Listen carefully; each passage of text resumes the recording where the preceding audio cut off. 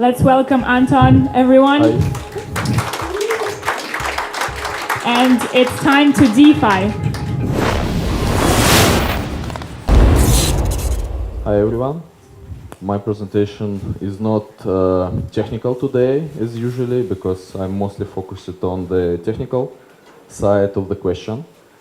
So I will talk about financial freedom and yeah, it's already here, but not everyone can see it and understand how close it actually is. What happened to DeFi in the past 3 years? I would call it skyrocketing of the technology behind the DeFi. And I believe it mostly happened because this market is still unregulated, as everyone knows. Any regulation and any restriction requires new restrictions once people discover how to avoid them, because they have like weak parts, and I'm not sure if this way is leading to something meaningful. I mean, regulation became stronger and stronger. It's like trying to fix the holes in something where there are a lot of holes.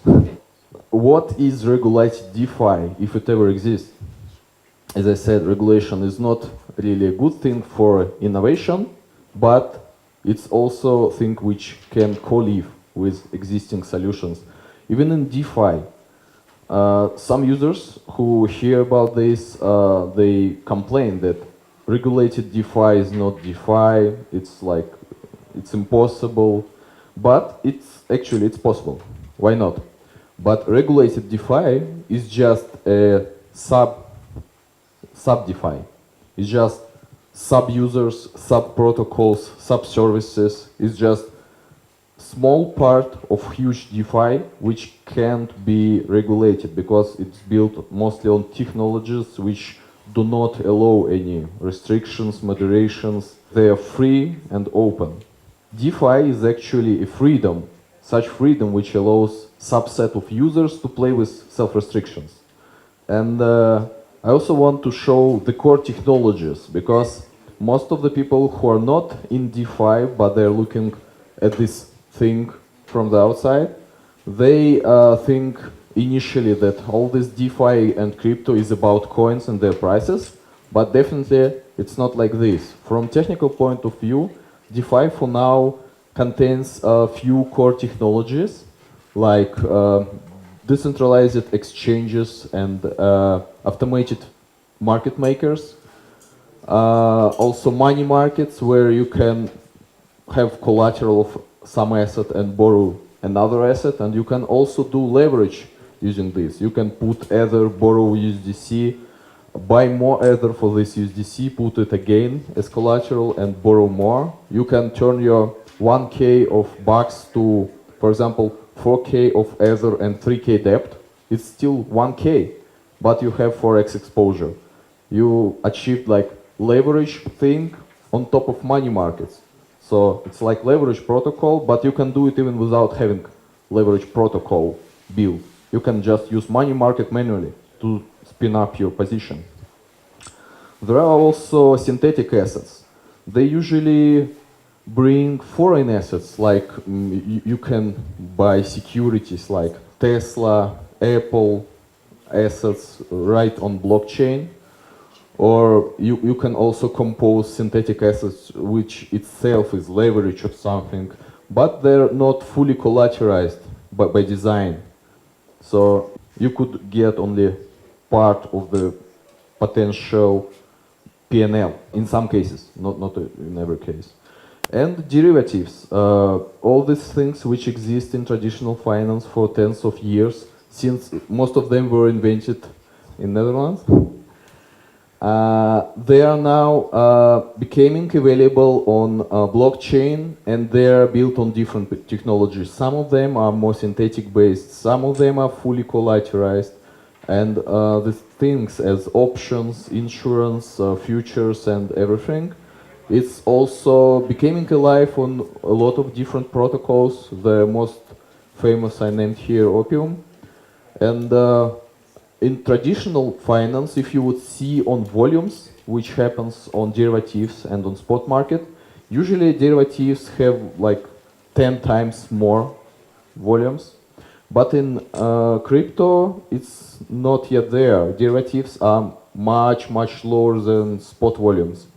So I would expect in coming years, derivatives would grow tremendously, like 100 times. I'm talking about volumes on derivatives. And one more interesting concept is aggregators here.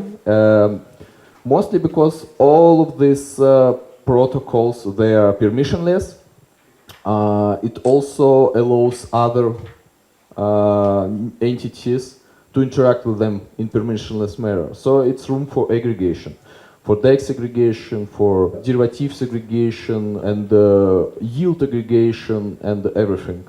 So yeah, 1inch became one of the first DEX aggregators, and it's shifted the understanding of how these things works, because most of the people, they now just use aggregators and do not enjoy all these technologies, because all these technologies are great things, but users, when they need to get specific service, they could still select, like, should they use over Aave or Compound, should they use Uniswap or Curve. It's a bit complicated for them, mostly because I just mentioned few of the protocols. There are much more protocols, much more forks, modified forks, much more own technologies, even own development.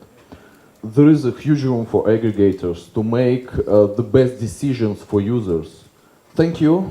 That's it. It was like quick introduction of existing technologies in DeFi and why DeFi became like skyrocketing of the technology of the finance nowadays instead of fintech, which is not growing significantly or maybe at all.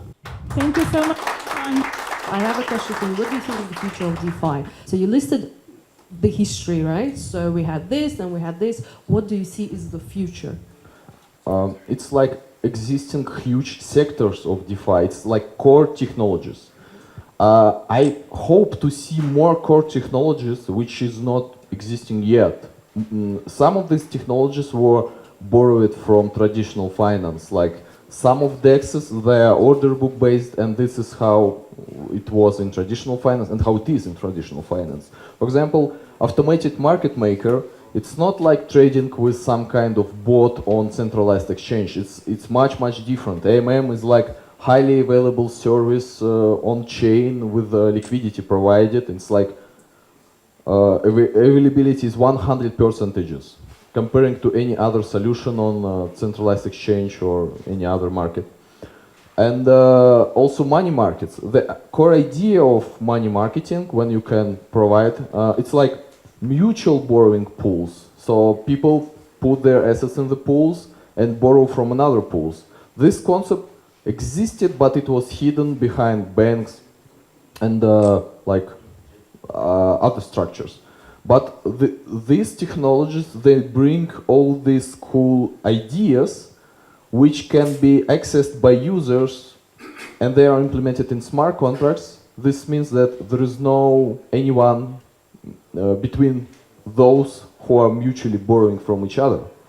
It's like there is no actual middlemen here. Users interact with other users using the smart contracts, which can't be actually called middlemen because they're like it's like first time in human history we have programmable thing which behaves exactly it was programmed. Not it can be interrupted. And I think we will see more core technologies. You see, it's only few technologies. There are like hundreds, even thousands of different projects, but number of core technologies is pretty small. It's like 5, 6, 7. I hope to see new core technologies which were never existed before. So that's why they're not appeared. No one knows how they look like. We know it will be great. It will be very interesting thing from point of view of developers, software engineers who build the thing. This is the most interesting thing in whole possibly programming areas. Okay, well, thank you so much, Anton, once again. Thank you. Thank you.